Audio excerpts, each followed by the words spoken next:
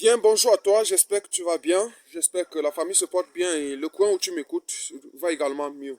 Alors dans cette vidéo, je compte te donner quelques petits détails par rapport à certaines informations fausses que vous avez souvent dans les réseaux sociaux et d'ailleurs d'autres informations qui sont justes et que vous avez certainement mal compris lorsque vous êtes souvent dans vos différentes recherches. Alors, pour commencer, déjà, je dois vous conter une petite histoire et par la suite, je reviendrai dans le but du sujet. Ça fait presque 5 ans, que j'étais au Gabon pour un petit greffage. Et quand je suis arrivé, j'ai vu une variété d'avocats locaux qui m'intéressait beaucoup. Et vous savez, tel que moi, le greffage, c'est cette méthode-là qui permet de conserver génétiquement les propriétés d'une plante. Alors j'ai prélevé 10 greffons. Je suis rentré ici au Cameroun, à Yaoundé, capitale politique. J'ai fait le greffage en pépinière, malheureusement, vu que le greffon avait déjà un peu duré, avec le transport et tout ce qui va avec, j'ai réussi deux plantes. Je veux dire, j'ai réussi à greffer deux plantes qui ont finalement marché. Qu'est-ce qui se passe que, puisque je suis de l'Ouest, je vis ici à Yaoundé, j'ai mis une plante ici à Yaoundé, j'ai mis également l'autre à l'Ouest, à la maison familiale. Qu'est-ce qui se passe? 4 ans plus tard, la plante de Yaoundé est déjà presque à 5 mètres et plus de hauteur. Pendant ce temps, la plante qui est à l'ouest à Tchang, plus précisément, est encore à 3 mètres autour. Malheureusement, l'information que je vous passe est l'information suivante. La plante qui est à Tchang produit déjà, une fois que je vais faire un tour à Tchang, je ferai une vidéo sur cette plante pour vous montrer. C'est la variété Romi. C'est une variété très rare parce que c'est une variété que j'ai importée personnellement. Et j'en ai également à Yaoundé. Et avec le temps, j'ai également mis en Balmayo, juste en un pied pour expérimenter. Alors je disais donc, la plante qui est à Yaoundé à 5 mètres, mais n'a jamais produit.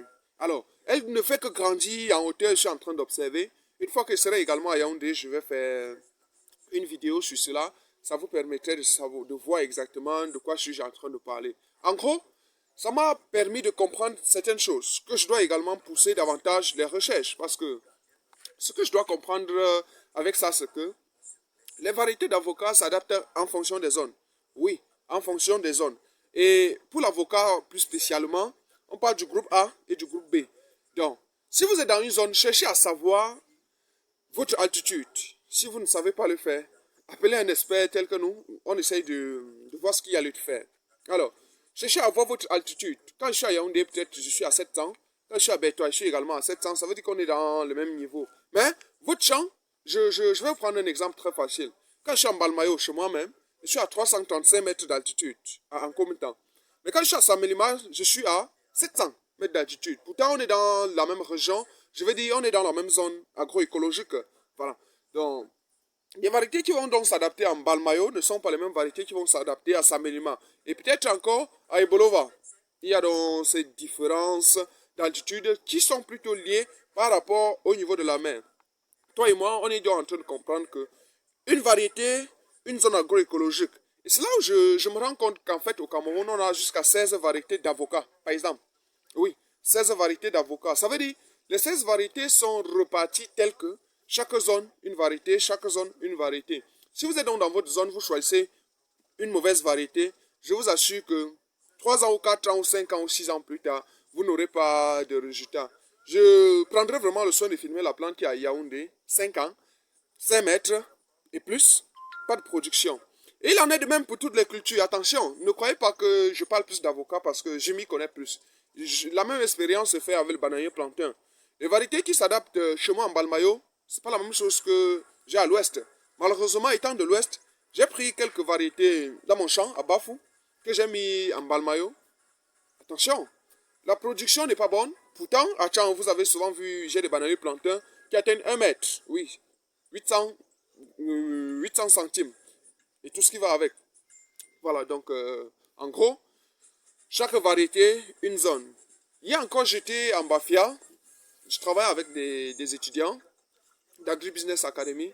Et puis, ils m'ont demandé, quelle est la variété de tomates qui puisse s'adapter ici en Bafia? La question était plutôt un peu difficile parce que pour répondre à cette question, j'ai besoin de faire l'analyse du sol. J'ai besoin de faire l'analyse du climat, donc facteur climat et sol, pour permettre de lui répondre de manière efficiente. Parce que sur le marché, je dois t'assurer, mon gars, On a presque 17 à 20 variétés de tomates. Chaque variété dans sa zone. Et vous pouvez donc comprendre que la zone est liée à deux facteurs. Comme je disais, le sol et le climat. Et également, je dois vous conter une autre petite anecdote. Lorsque j'ai fait la classe de première, je me rends compte que un agriculteur américain récolte 100 kg de riz sur une surface où un agriculteur indonésien, précisément dans la ville de Jakarta, récolte 1 kg de riz.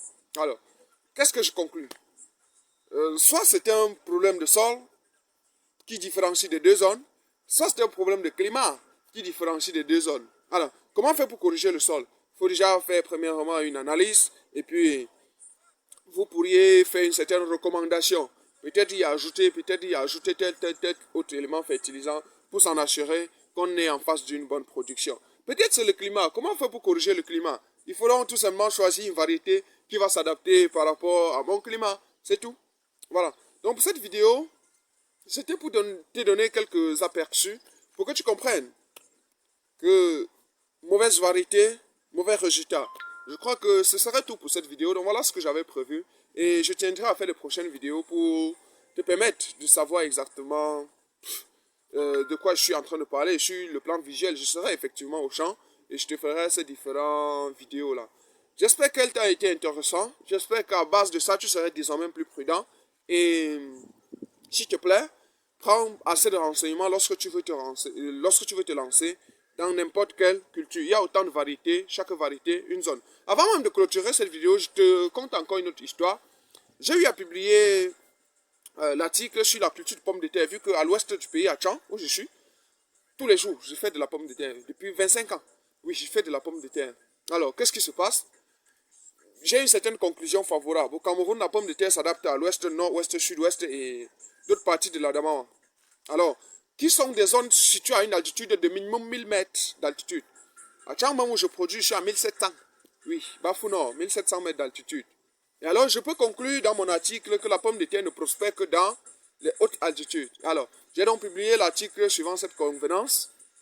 Et il y a bien évidemment un producteur de pommes du Danemark et d'ailleurs un autre du Pays-Bas qui m'ont écrit, mais tiens, monsieur Cana, le Pays-Bas est situé à moins 5 mètres d'altitude. Je dis bien moins 5 mètres. Pourtant, moi, je suis à 1700 mètres d'altitude au-dessus de la mer. Eux, ils sont à moins 5 mètres d'altitude en dessous de la mer.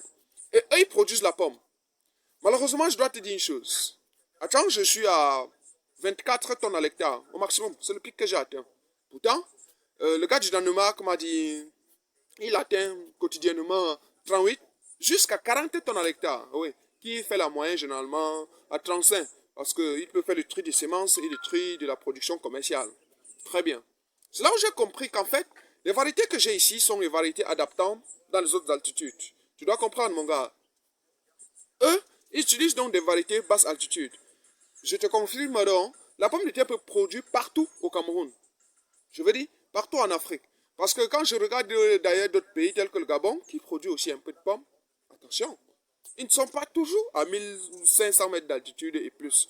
Donc en gros, je crois que la seule chose que tu as fait, c'est de t'abonner et puis d'activer la cloche de notification parce qu'on a beaucoup à se dire.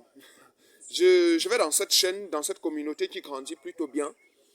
Allez, tous les jours, vous donner quelques informations vu mon analyse personnelle et les résultats que j'obtiens quotidiennement sur le terrain. Donc si la vidéo t'a plu, j'espère que c'est intéressant. Alors il faut la partager à qui souhaite la voir.